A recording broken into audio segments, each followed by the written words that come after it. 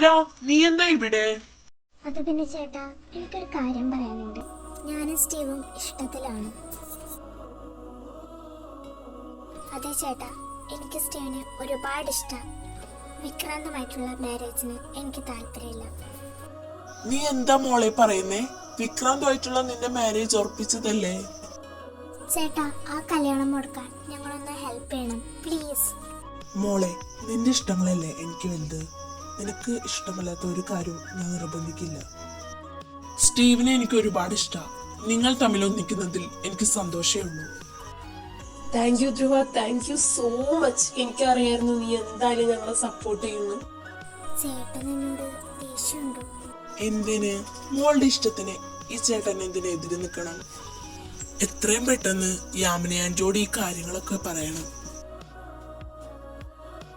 ഭാഗ്യമായി രശ്മിക നമ്മളിപ്പോ ഇവിടെ നിന്ന് ഇറങ്ങിയത്. കാരണം ഇന്നലെ ഞാൻ എന്റെ കാര്യങ്ങളൊക്കെ പറഞ്ഞത് ആ സാറിനോടാ. എന്റെ ഫേസ് കവർ ചെയ്തുകൊണ്ടായിരിക്കണം ആൾക്ക് എന്നെ പെട്ടെന്ന് കണ്ടപ്പോ മനസ്സിലായില്ല. നീ പേടിക്കാതിരിക്കേ വേഗ. നമ്മളെ ഇപ്പൊ എന്തായാലും അവിടെ നിന്ന് ഇറങ്ങിയില്ലേ, ആ സാറിന് എന്റെ മുഖമൊന്നും മനസ്സിലായിട്ടുണ്ടാവില്ല. നമ്മൾ എത്ര നേരമായി ഇവിടെ വെയിറ്റ് ചെയ്യുന്നു, എന്നിട്ട് അവരെന്താ കാണാത്തെ? അത് നീ പറഞ്ഞത് ശരിയാ ജാൻവി. നമ്മളോട് നേരത്തെ വരാൻ പറഞ്ഞിട്ട് ആ ധ്രുവിയും സ്റ്റീവ് ഇത് എവിടെ പോയി കിടക്കുക? ഹലോ ഇതൾ. ആ ജാൻവി, നീ എന്തെടുക്കുക? ഞാനിവിടെ പ്രാക്ടീസിന് വന്നേക്കാടി. എടി, നിന്റെ ഇഷ്ടം നീ ധ്രുവയോട് പറഞ്ഞോ? ഇല്ലടി, ഞാനത് പറഞ്ഞിട്ടില്ല. എനിക്കെന്തോ ധ്രുവയുടെ മുമ്പിലെത്തുമ്പോ പറയാനൊരു പേടി പോലെ. നീ അവിടെ നോക്കിയിരിക്കലുണ്ടാവുള്ളൂ. കൊള്ളാവുന്നല്ല പെമ്പിള്ളേരെ കൊത്തിക്കൊണ്ടോമ്പോ നീ പഠിച്ചോളൂ. എടി, നീ അങ്ങനൊന്നും പറയല്ലേ. എന്റെ ധ്രുവേനെ അങ്ങനെ ആർക്കും വിട്ടുകൊടുക്കാനേ ഈ ജാനും സമ്മതിക്കില്ല. നാളത്തെ ഫ്ലൈറ്റ് ഞാൻ അങ്ങോട്ട് വരാം. എന്നിട്ട് നമുക്ക് എന്താന്ന് വെച്ചാ ചെയ്യാം. ആ, നീ നാളത്തെ ഫ്ലൈറ്റിന് വരുന്നുണ്ടോ ഇങ്ങോട്ട്? അപ്പൊ നമുക്ക് നാളെ കാണാം. ഞാനിപ്പോ വെക്കാണേ, പ്രാക്ടീസിന് സമയമായി. ജാൻവി, നീ വായോ, നമുക്ക് പ്രാക്ടീസ് ചെയ്യാം. ധ്രുവിയും സ്റ്റീവും എത്തുമ്പോ ലേറ്റ് ആവുന്ന തോന്നുന്നേ. ദാ വരുന്നു ഹോപ്പേട്ടാ. മോളെ രുദ്ര, നീ വീട്ടിലേക്ക് പോയിക്കോ. ഇത്രയും നേരമായില്ലേ. ഞാനിനി യാമിനി ആന്റിയെ കണ്ടിട്ടേ വരുള്ളൂ. ആ ശരിയേട്ടാ. സ്റ്റീവ്, എനിക്ക് നിന്നോട് ഒരു കാര്യം പറയാനുണ്ട്. രുദ്രയെ നീ ഒരിക്കലും വേദനിപ്പിക്കരുത്.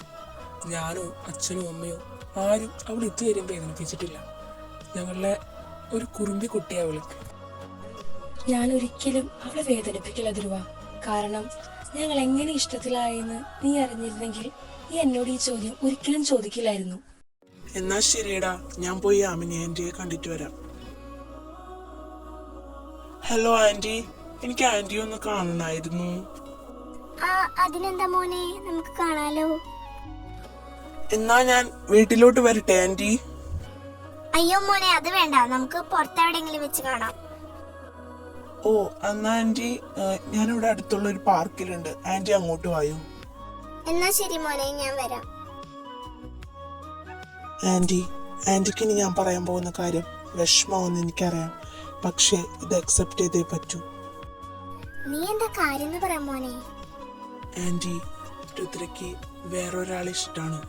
അവൾക്കൊരിക്കലും വിക്രാന്തിനെ മാരേജ് ചെയ്യാൻ പറ്റില്ല. നീ എന്തൊക്കെയാ മോനെ പറയുന്നേ? അതെ ആന്റി, രുദ്രയ്ക്ക് ഒരാളെ ഇഷ്ടമായിരുന്നു. പക്ഷെ അവൾ എന്നോടത് പറഞ്ഞിട്ടുണ്ടായിരുന്നില്ല. ഇന്നാണ് അവൾ എന്നോടത് പറഞ്ഞത്. മോനെ, ഞങ്ങൾ എൻഗേജ്മെന്റിന്റെ ഒരുക്കങ്ങളൊക്കെ തുടങ്ങി.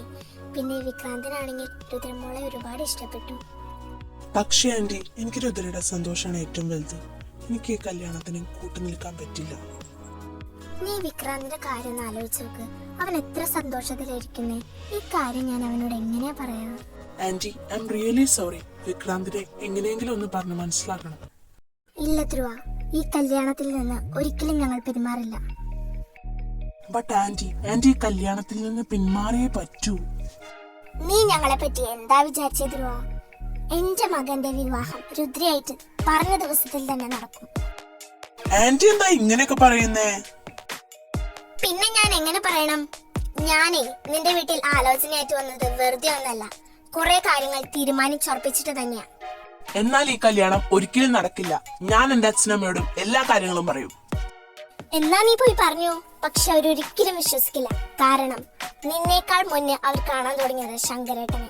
ശങ്കരേട്ടനോടുള്ള കടപ്പാട് അവർക്ക് ഒരിക്കലും തീരില്ല. നിന്നേക്കാളും അവർ വിശ്വസിക്കുന്നത് എന്നെയാ.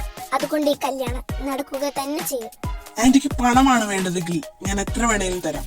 പക്ഷേ എന്റെ അനിയത്തിയുടെ ജീവിതം വെച്ച് കളിക്കാൻ ഞാൻ സമ്മതിക്കില്ല.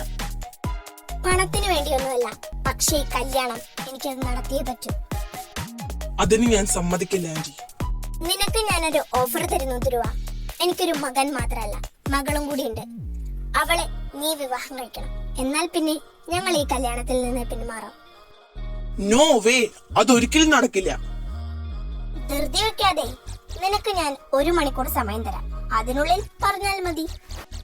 ഞാൻ പോവാ ആന്റി, എനിക്കിനി ഒന്നും പറയാനില്ല.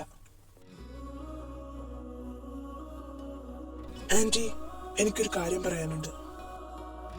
എന്താ നിനക്ക് പറയാനുള്ളേ? എനിക്ക് ഏറ്റവും വലുത് എന്റെ അനിയത്തിയാണ്.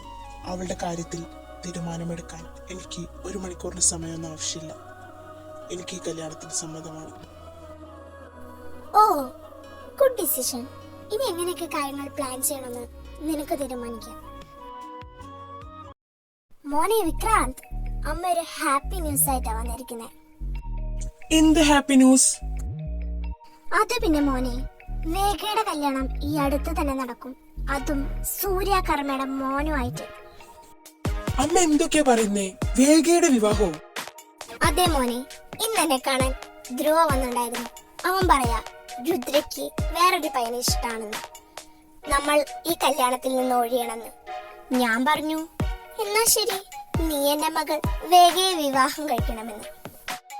അമ്മ എന്തൊക്കെയാ പറയുന്നേ? എനിക്കൊന്നും മനസ്സിലാവുന്നില്ല. അപ്പൊ എന്റെയും രുദ്രയുടെയും കല്യാണം? വിക്രാന്ത്, നിനക്കറിഞ്ഞൂടെ ഞാനൊന്നും മുൻകൂട്ടി കാണാതെ തീരുമാനിക്കാറില്ല എന്ന്. വേഗയുടെയും ധ്രുവയുടെയും കല്യാണം കഴിഞ്ഞാൽ നിന്റെയും രുദ്രയുടെയും കല്യാണം ഈ അമ്മ നടത്തും. ഇതിലൂടെ നിനക്കൊരു കാര്യം മനസ്സിലായോ?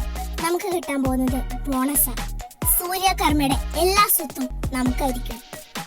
അമ്മയെ ഞാൻ സമ്മതിച്ചു തന്നിരിക്കുന്നു. എന്തായാലും അമ്മയുടെ പ്ലാൻ ഉഗ്രൻ തന്നെ. പിന്നെ ഒരു കാര്യം കൂടി, ഈ കാര്യം എങ്ങനെയാ വേഗയോട് പറയുന്നേ? ഞാൻ പറയും, അതവൾ അനുസരിക്കും. വേഗ, നീ ഇങ്ങോട്ടൊന്ന് വന്നേ. അമ്മ എന്തിനാ വിളിച്ചേ? നിന്റെ മാരേജ് ഞാൻ ഉറപ്പിച്ചു. വൈകാതെ തന്നെ നിന്റെ വിവാഹം ഉണ്ടാവും. അമ്മ എന്തൊക്കെയായി പറയുന്നേ? എന്റെ വിവാഹം ഉറപ്പിച്ചെന്നോ? അതും എന്നോട് ചോദിക്കാതെ.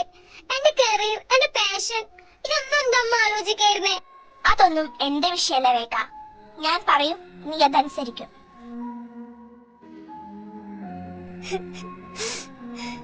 ഞാൻ എന്ത് തെറ്റ് ചെയ്തട്ടാ ദൈവമേ, എനിക്ക് മാത്രം ഇങ്ങനെ. ഇനി ഞാൻ എന്ത് ചെയ്യും? ഞാൻ ഇതുവരെ ഒരു പെണ്ണിനെ സ്നേഹിച്ചിട്ടില്ല. ആകെ എന്റെ മനസ്സ് നിന്നത് നിന്നെ കണ്ടപ്പോഴാ. പക്ഷേ നിന്നോടൊന്ന് സംസാരിക്കാനും നിന്നെ കാണാനും എനിക്ക് കഴിഞ്ഞില്ല. നീ ഒരിക്കലും സാധിക്കുകയില്ല.